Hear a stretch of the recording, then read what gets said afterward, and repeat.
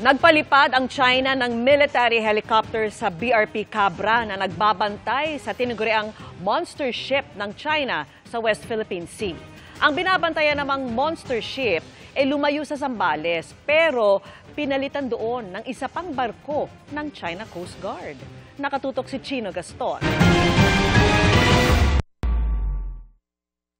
Lumayo na mula Zambales ang tinaguriang monster ship ng China Coast Guard. Tinawag na monster ship ang CCG-5901 dahil sa laki nitong 12,000 gross registered tons. Pero agad naman pumalit dito ang China Coast Guard vessel 3103. China Coast Guard 5901 left, but initially we thought it is leaving for good, no? And then eventually we realized this morning that it is not a total departure of the China Coast Guard. It is just going to be replaced.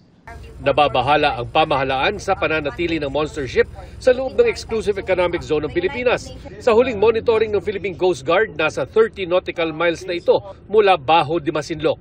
3 araw na itong binubuntutan ng BRP Cabra ng Philippine Coast Guard.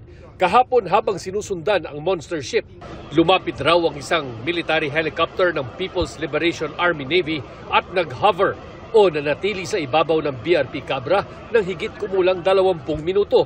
Hindi ito ang unang beses na nagpalipad ng military helicopter ang China para iharas ang mga barko ng PCG. Noong Disyembre, sumali na rin sa pagbuntot sa mga barko ng Pilipinas sa Bajo de Masinloc ang isang Chinese warship.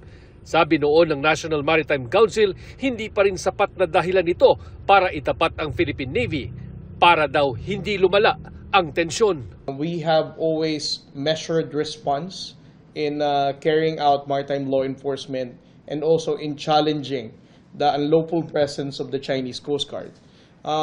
This just goes to show, no, that it is the Chinese government that is escalating the tension, that they are provoking us. Dahil sa masamang panahon, papalit sa BRP Cabra ang mas malaking BRP Teresa Magbanua para bantayan ang Bajo de Masinloc. Sinusubukan pa naming kunan ng pahayag ang China tungkol sa insidente.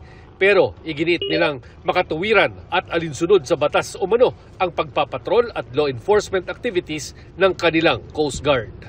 Para sa GMA Integrated News, Chino Gaston, nakatutok, 24 oras.